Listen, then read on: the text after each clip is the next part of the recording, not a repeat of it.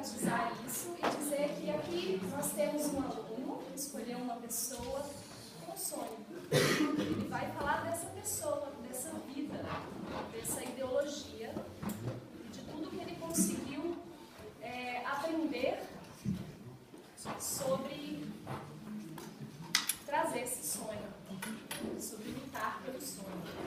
Então esse é o foco principal, as características que a gente consegue buscar na pessoa que pode nos ajudar a nos colocar no mundo também. Então é isso, com vocês, João Vitor.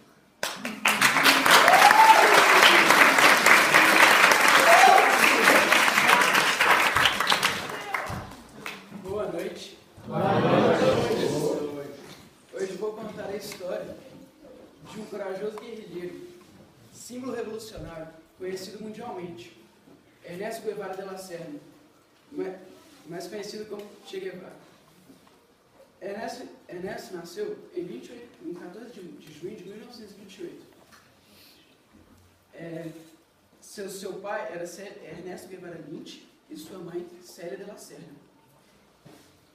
Eles se conheceram em 1927. Logo sua mãe fica grávida quando seus pais se conhecem. E em 1928. Então sua mãe perdera seus pais muito jovem.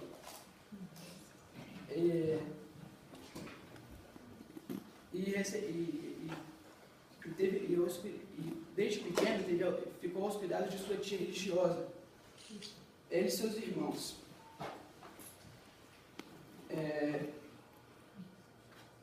E seu pai era um homem muito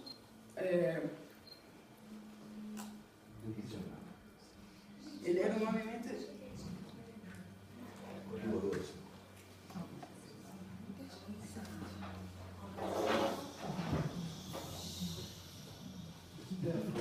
Seu pai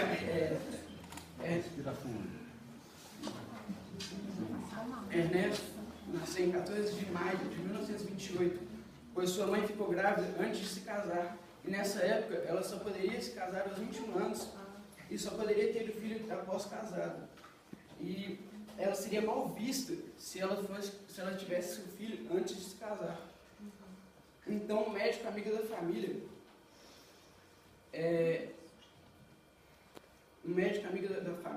altera a data de nascimento na certidão para 14 de junho de 1928.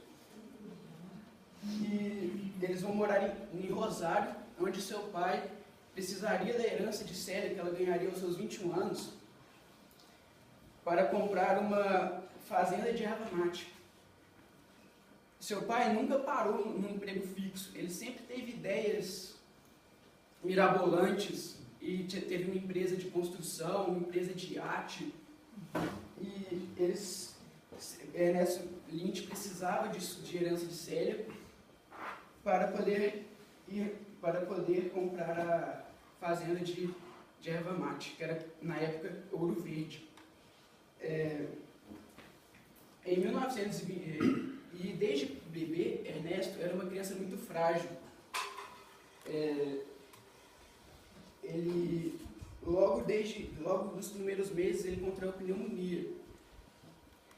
E em 1929, seus pais veem que o ambiente da fazenda onde eles estavam, de erva mate, não é um ambiente muito bom para a saúde de Ernesto. E eles se mudam para Buenos Aires novamente, no seu antigo apartamento. E lá, em 1930, aos seus 2 anos, Ernesto tem sua primeira crise de asma, doença que vai permanecer sua vida inteira. E daí eles começam a se mudar muito para tentar achar o clima ideal para Ernesto. Como eles se mudam para a frente do Parque Palermo, em Buenos Aires ainda. Eles só mudam de bairro. E quando eles se mudam para a frente do Parque Palermo, de sua avó, Ana Isabel, e da sua tia Beatriz. E ele se apega muito a elas, pois elas tratavam ele como uma criança doente. E ele começa a gostar muito delas nessa época, mas logo em 1931 eles têm que se mudar novamente para Córdoba. E pois o médico falou que o clima de lá poderia ajudar. Ajuda um pouco, mas não melhora muito. E um amigo da família fala de Alta Garcia, que era uma estação de águas. E lá eles vivem por 11 anos, a doença de Ernesto melhora. Sua irmã, Célia, nasce em 1929 e seu irmão já nasceu em 1930. E em 1937, quando ele tinha 9 anos, ele veio a primeira vez à aula. Mas por causa de sua doença, ele foi só aos 9 anos à aula, mas ele aprendeu a ler com seus pais, a sua mãe o ensinou a ler, e ele teve o gosto pela leitura nessa época. E ele já lia livros avançados, mas aí o governo descobre que ele não estava indo à aula e faz os pais colocarem ele na escola. No seu primeiro ano do ensino médio, ele se muda para Córdoba novamente, onde vai estudar no Guia Funes. E lá ele vai ter seus melhores amigos para sua vida inteira, que é Tomás Granado e Alberto Granado. Eram irmãos, Alberto era um pouco mais velho e Tomás coincidia com a sua idade.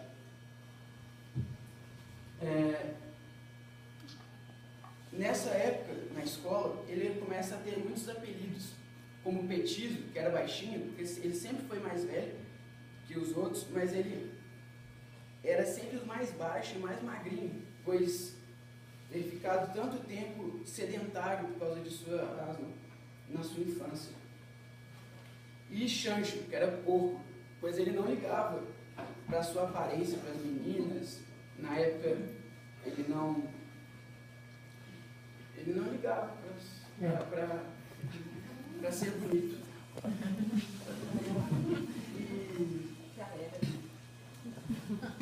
E em 1947, quando ele estava no seu terceiro ano, ele e Tomás Granado estavam fazendo um estágio numa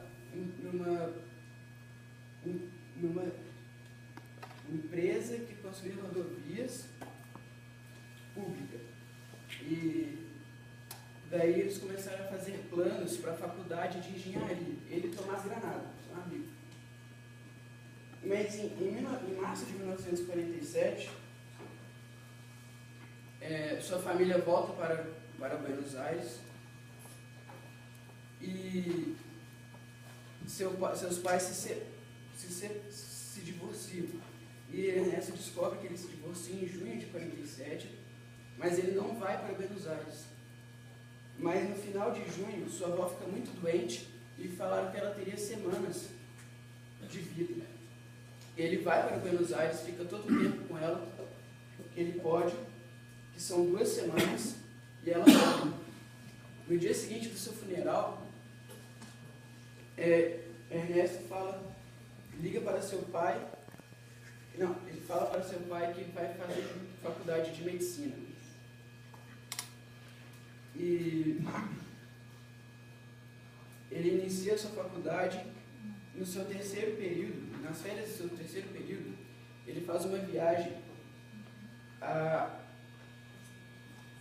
ele faria uma viagem com uma bicicleta motorizada no interior da Argentina, que o seu destino era chegar a São Francisco da Xanar, onde seu amigo Alberto, que já trabalhava num leprosário como bioquímico em São Francisco da Xanar, e ele iria chegar lá para visitar esse leprosário e ele iria conhecer. No caminho, ele segura num caminhão e numa descida, o pneu de trás da sua bicicleta estoura e ele sai para fora da estrada, mas não se machuca, porque tinha grama.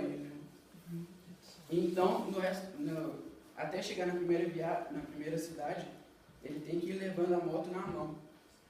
E no caminho, ele encontra o andarilho. E na conversa com o andarilho, ele vê que ele pode fazer mais coisas, pois o andarilho pergunta que ele iria ficar um mês em São Francisco da Xaná e não faria muita coisa lá. E esse andarilho fala que ele podia fazer mais coisas, e ele começa a pensar muito quando o andarilho pergunta: mamma mia, mas tanto esforço para nada, ficaria um mês e não faria nada. E em 1900, e aí ele continua, chega em São Francisco da Xaná, mas não dá muito tempo mais para ele fazer muita coisa, pois só restava uma semana para ele voltar para o seu 4º período de medicina. Então, ele volta para o seu 4º período de medicina, e em 1951, ele iria para o seu último ano de medicina. Alberto Granado conversa com ele para eles fazerem uma viagem juntos, que seria no sul da América, na América do Sul, e eles iriam parando de casa em casa, pedindo alimento, comida. Então eles iniciam essa viagem em 29 de dezembro de 1951,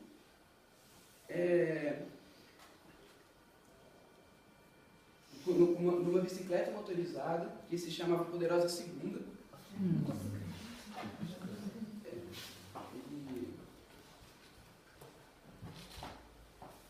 E eles começam de Córdoba, aqui também tem, não dá para ver aí. Eles começam de Córdoba, vão para Buenos Aires. De Buenos Aires eles vão indo para o litoral da Argentina, e sempre iam parando e perguntando e conversando com as pessoas das cidades mais marginalizadas pelo governo. E eles chegaram em Santiago do Chile. Em Santiago, eles já tinham a ideia de chegar em Valparaíso para pegar um navio e ir até a Ilha de Páscoa. Mas eles não sabiam que para ir à Ilha de Páscoa só tinham 2 navios que eram de 6 em 6 meses. E quando eles chegam, eles já não podem mais ir, porque eles não estavam passando navio. E eles decidem pegar o navio. Eles entram de clandestinos em um navio, na privada. Eles iriam até Antofagasta. Eles estavam sem dinheiro para pagar esse navio, então eles entraram de clandestinos na privada. E logo nas primeiras horas de viagem, o navio começou a se mexer muito, o cheiro começou a subir, e Alberto não aguentou e acabou se entregando para o capitão. O capitão arranjou um trabalho para eles no navio. E quando ele chega em Antofagasta, eles seguem viagem até Taquina. Lá tem uma mina muito conhecida de cobre, que é explorada pelos americanos. E lá ele vê assim, uma situação muito precária no trabalho dos trabalhadores de lá, e vê como os Estados Unidos explora isso. E eles vão continuando até chegar no Lago Titicaca, que é mais ou menos aqui em Puno. E lá a motocicleta estraga, logo quando Ernesto tem uma crise de asma. E Alberto tem que levar a moto e Ernesto até...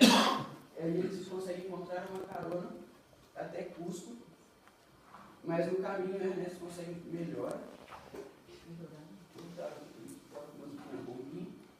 E ele continua a viagem até Pucallpa. Em Pucallpa eles pegam um barco, só dava para chegar em Iquitos. Eles queriam pegar um barco para chegar em Iquitos. E o objetivo dessa viagem, que eu não falei, era chegar a São Paulo, no leprosário do Dr. Hugo Pesce, que ele era conhecido por ser um médico comunista e tratavam os leprosos de São Paulo como humanos, como seres humanos. Pois nessa época ainda acontecia muita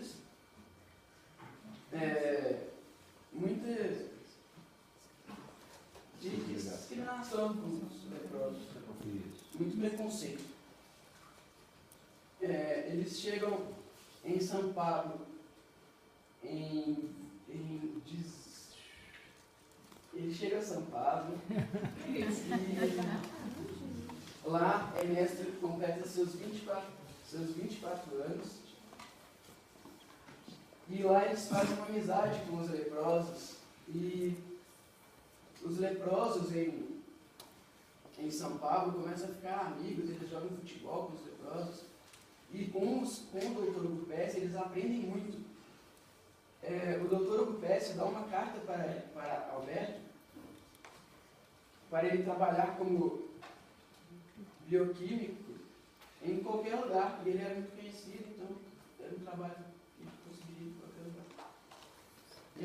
E no dia do aniversário de Ernesto, alguns leprosos fazem uma balsa, pois eles só conseguiriam sair de lá de balsa até Letícia. Em Letícia, eles pegaram um avião até Bogotá. Em Bogotá, Ernesto e Alberto foram revistados.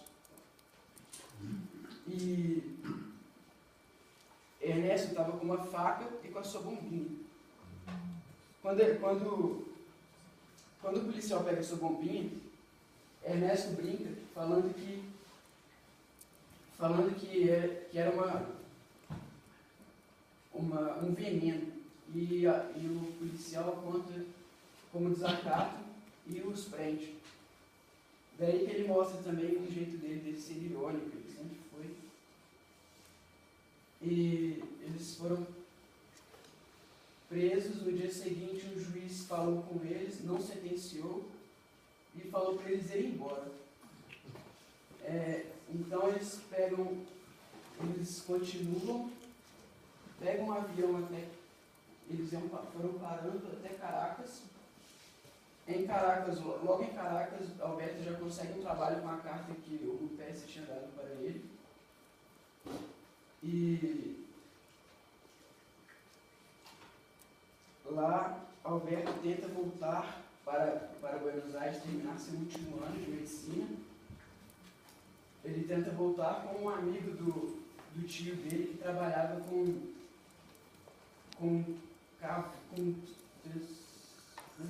cavalos de corrida. E nesse avião de carga, ele ia para Miami e depois para Buenos Aires. Quando ele chega em Miami e deixa os cavalos, o amigo do tio dele, o avião estraga. E ele tem que ficar lá um mês. Então ele começa a trabalhar lá, mas pouca coisa, depois o dia ia acabando. E ele consegue chegar em Buenos Aires em 17 de julho de 1956. E ele já chega em Buenos Aires querendo já fazer outra viagem, terminar seu ano logo, se formar e já fazer outra viagem. Então ele se forma. Quando a última prova que ele faz, ele liga para seu pai, fala que ele vai fazer uma outra viagem, agora com seu amigo Cálita Ferrer, que iria da Bolívia, depois para o Panamá, depois para a Guatemala e depois para o México. Na Bolívia ele vai de trem e com o seu amigo Cálita. Lá ele se afasta, pois Cálita queria um objetivo e ele outro. E ele até sente saudade de viajar com o Alberto, pois o Cálita era uma pessoa muito chata. Ele vai para o Panamá, que é onde ele consegue uma passagem de avião com dinheiro dado. E ele, na Bolívia, ele conhece Ricardo Bojo, que fala para ele da Guatemala, que lá já tinha acontecido a reforma agrária e todos estavam querendo conhecer lá. E todo mundo estava indo para lá, os jovens estudantes e revolucionários.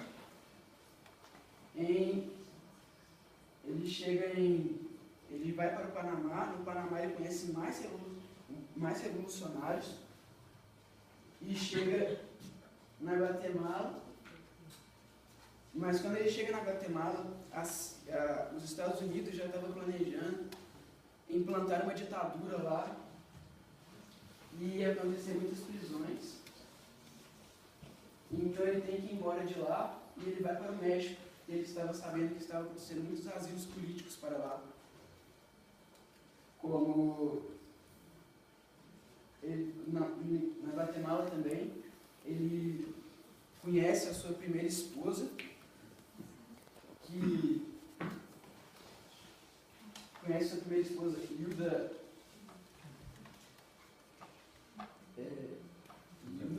que vai ter seu primeiro filho. E ele vai para o México. No México ele consegue um emprego num dos maiores hospitais de lá, na cidade do México. E logo em 1950, ele chega no México em 1953, em dezembro de 1953. Logo no começo de 1954, então ele não gostava da Hilda,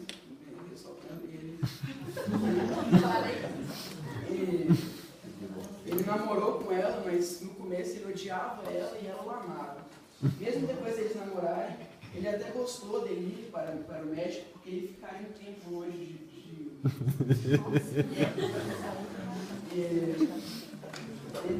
então, em fevereiro de 1954, Hilda vai atrás dele no México, grávida, e então eles se casam.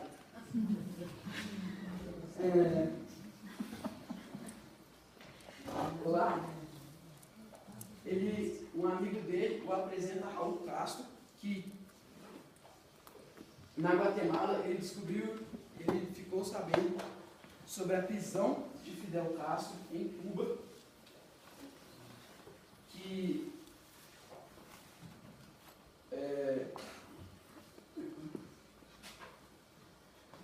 quando ele vai para o México, ele conhece o irmão dele, Raul Castro, que conseguiu asilo antes de Fidel. E agora eu vou fazer uma pausa e falar o que está acontecendo em Cuba, para falar por que o Fidel foi preso.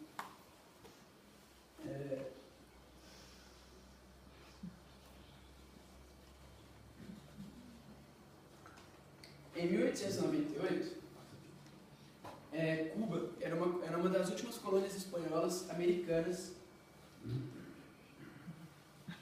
na América. E em 1898, Cuba ficou independente, mas ela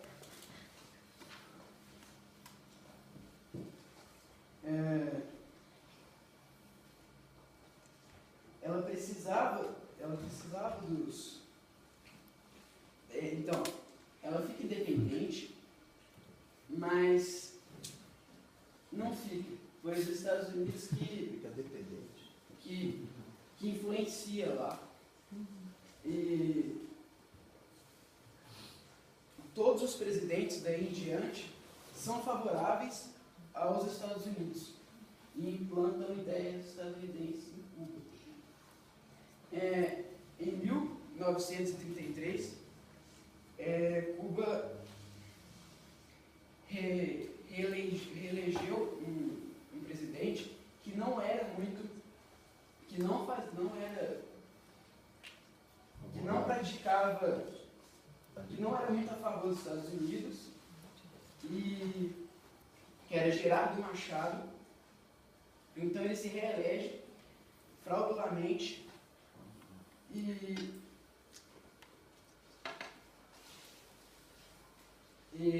quem entra no lugar é Fulgêncio Batista, o jovem que ficaria aqui um dos mais conhecidos, eu acho, de presidente de Cuba, que implanta uma ditadura em 1983, quando eles tiram Geraldo Machado da presidência. E Fulgêncio, ele é nomeado pelos Estados Unidos, né, até 1940. De 1940 a 1944, ele é presidente oficial, e depois de 1952 a 1959.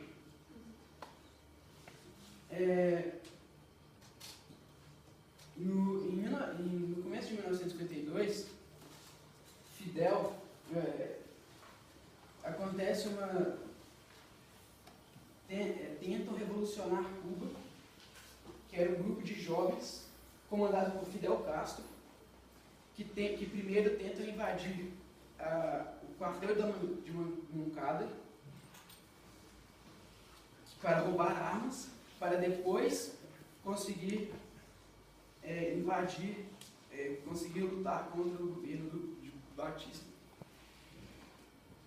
E logo quando eles vão para o quartel de Moncada, eles são pegos e presos.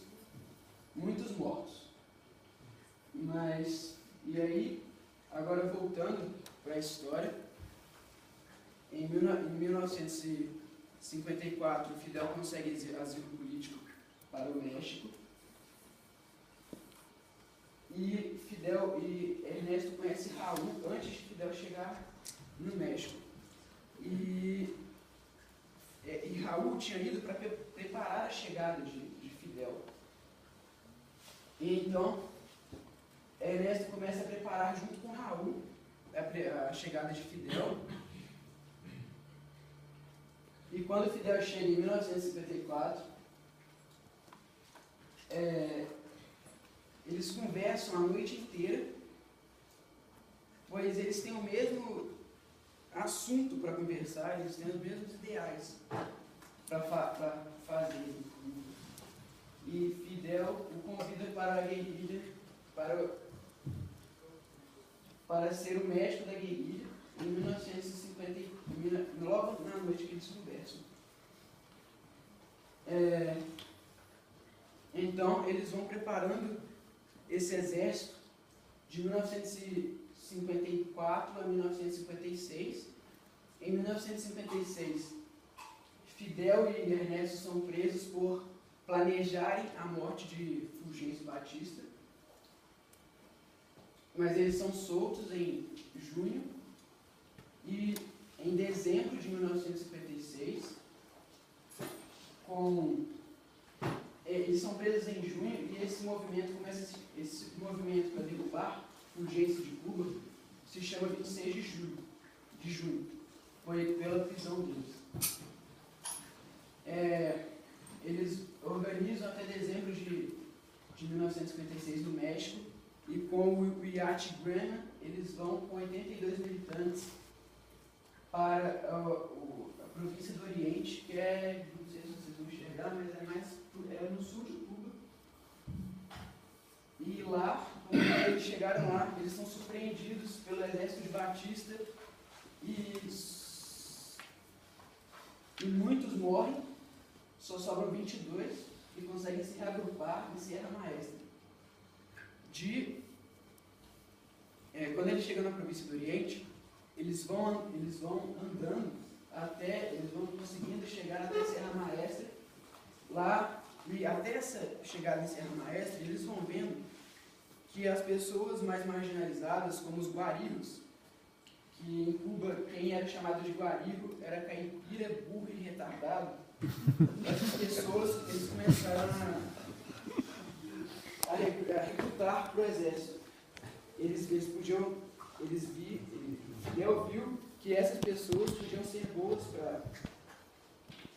para compor o exército. Então eles ficam na Sierra Maestra, eles vão compondo a guerrilha, os soldados, até 1958, em junho de 1958, quando eles começam a pegar os países, quase todos os países em volta de Cuba, em volta de Havana, e quando eles chegam em Santa Clara, em Santa Clara, é importante falar que essa é uma foto dos guerrilheiros em Serra Maestra, do lado esquerdo é Fidel, no meio é o Che. É importante falar também, que eu não falei, que ele começa a ser chamado de Che no México, pelos guerrilheiros.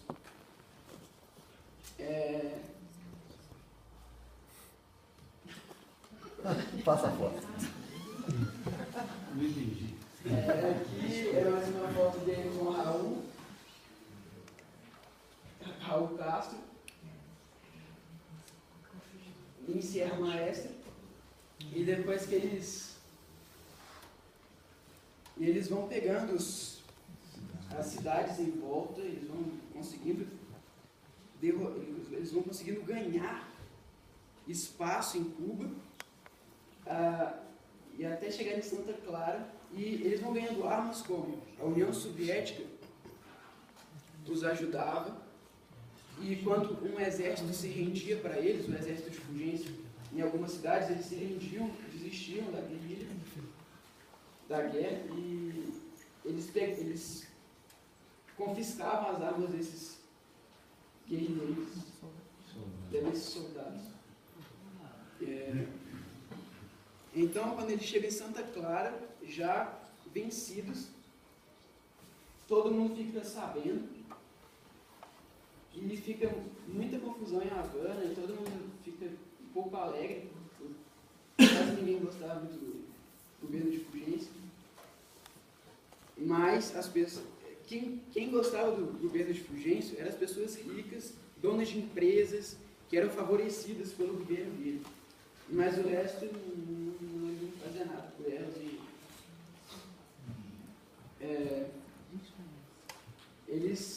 Então, Fulgêncio fica sabendo da vitória deles em Santa Clara e foge de lá para os Estados Unidos com a sua riqueza que ele adquiriu durante a ditadura. Ali é uma foto de Fidel, Ernesto e Ailda, sua filha, no colo de Fidel.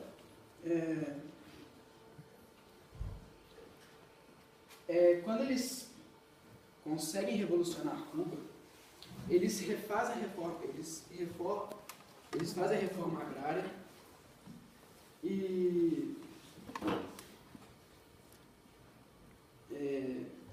fazem a reforma agrária. Logo a primeira coisa que eles fazem, que Fidel faz, é fazer a reforma agrária, e também nessa época a fortaleza de La Cabana, que eram onde as pessoas que eram a favor do governo de Fulgêncio eram levadas e julgadas e mortas. Quem comandava era o Che, ele que era o comandante, foi o seu primeiro emprego, foi o seu primeiro cargo político na Revolução de Cuba. Nenhuma pessoa era julgada e morta sem passar por ele. As pessoas eram julgadas mais ou menos às 8 da noite e às 3 da manhã eram executadas. Elas passavam, as pessoas passavam por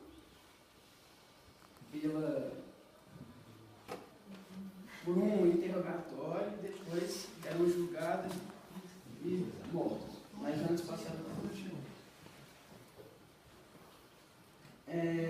Então, 11 meses após La Cabana, seu primeiro cargo é presidente do Banco Nacional, que numa reunião que o Fidel tinha organizado, Fidel pergunta quem seria um bom economista para pegar a presidência do Banco Nacional, e Che levantou a mão porque ele ouviu um bom comunista. Então ele não sabia administrar nada, e Fidel logo escolhe ele, lógico. Ele não sabia administrar nada, mas ele tentou muito durante 2 anos. Durante 1 ano. E em 1900, lógico, não deu certo. E nessa época, ele se casa novamente com Aldeia Marte, a segunda vez. Com ela vai ter 4 filhos. E nessa época ele recebe também a visita de seus pais, que ficam morando lá um tempo.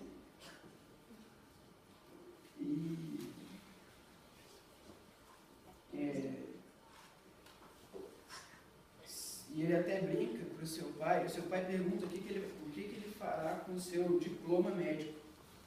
E ele brinca falando que ele pode ser médico, pois ele também tinha o mesmo sobrenome. Ele podia pegar o diploma do filho e também ser médico com o diploma dele. Mas, porque ele não queria, ele iria seguir agora sendo um revolucionário na sua vida.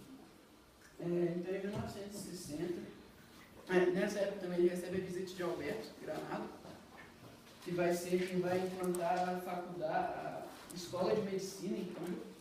Numa reunião ele chega, Alberto chega em Cuba, interrompe ele numa reunião, fala o sobrenome dele, fala para a secretária falar o sobrenome dele, e Che vai na mesma hora interromper a reunião só para falar com ele. Che o convida para morar em Cuba, e ele mora, e ele que faz a primeira escola de medicina em Cuba. Em 1960 ele vira ministro da indústria, que uma vez ele vai fazer uma palestra um dia no Uruguai,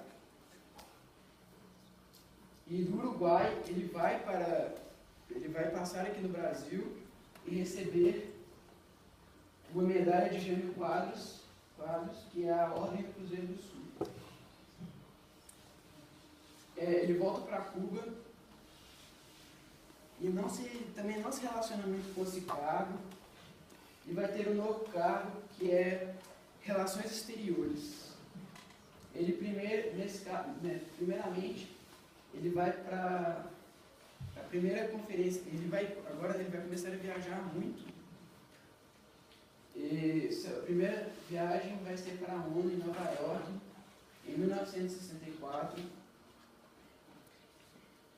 que vai fazer um discurso agressivo contra os Estados Unidos, e lá pode dizer que ele fica mal visto pelos Estados Unidos, ele fica marcado pelos Estados Unidos, e ele volta a Cuba em 1965, no começo de 1965. Em junho de 1965, ele vai para o Congo, onde vai ajudar na guerrilha, pois lá também estava acontecendo a revolução, tentando revolucionar o governo de lá. Ele tenta ajudar o Congo, mas não consegue, pois lá, a cultura de lá ele não entendia muito bem. Ele e os 13 cubanos que foram com ele, eles não entendiam muito bem a cultura do Congo, e por isso que não deu certo. E ele acaba desistindo em dezembro de 1965, na mesma época que ele escreve uma carta para Fidel, renunciando todos os seus cargos de Cuba e sua cidadania cubana. Quando ele sai do Congo, em 1966, ele vai para Cuba secretamente, e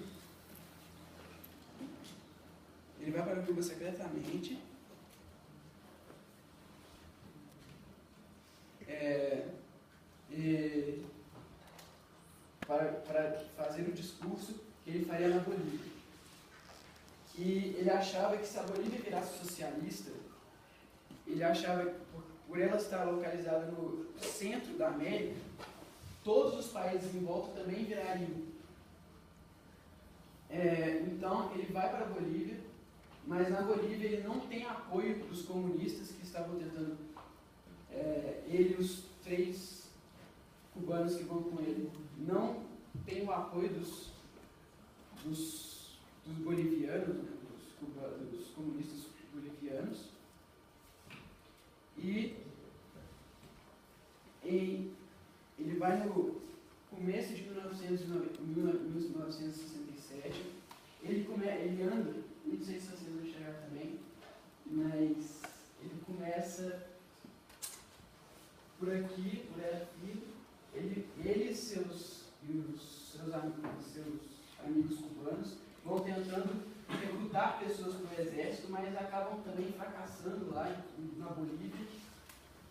E lá eles têm que viver na mata, pois eles tinham que fugir do governo boliviano, pois senão se eles forem pegos eles morreriam.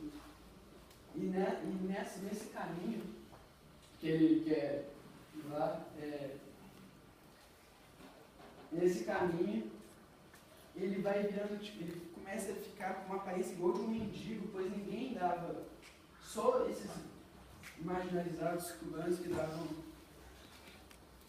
bolivianos que davam mais, davam alimento, mas ele estava com uma aparência horrorosa, estava parecendo um mendigo, eles os cubanos que foram com ele, e ele acaba se entregando em La Higuera, na Bolívia, e o tenente que vai e ele se entrega para o tenente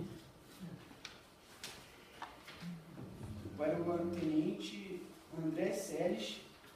André Seles o interroga. Os seus amigos, o seu exército morre todo, o exército mata, mas ele ainda tem sua última noite. Ele se entrega em 8 de outubro de 1967. E ele tem sua última noite, que é de 8 para 9 de outubro, que ele passa, eles o levam para uma lavanderia, que é localizada em La Higuera, que lá muitas pessoas eram mortas.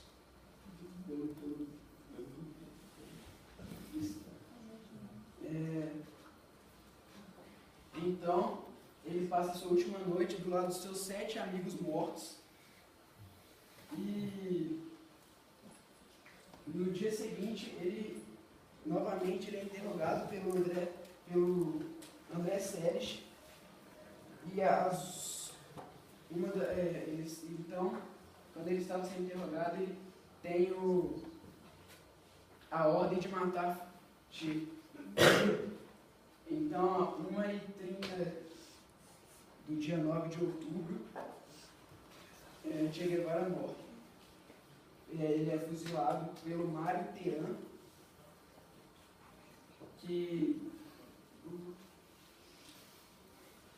mas o tiro fatal foi um que pegou no tórax, ele levou 7 balas. E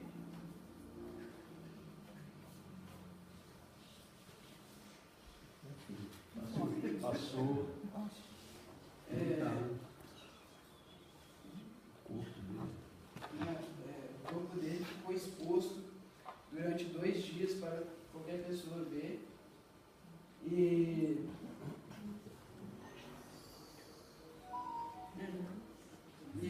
o corpo dele sumiu, por isso que até que ele virou a lenda Che Guevara, mas 3 décadas depois, um general do quartel, um general boliviano, assume onde o corpo dele está e os restos dele são mandados para Cuba, enterrados em Santa Clara.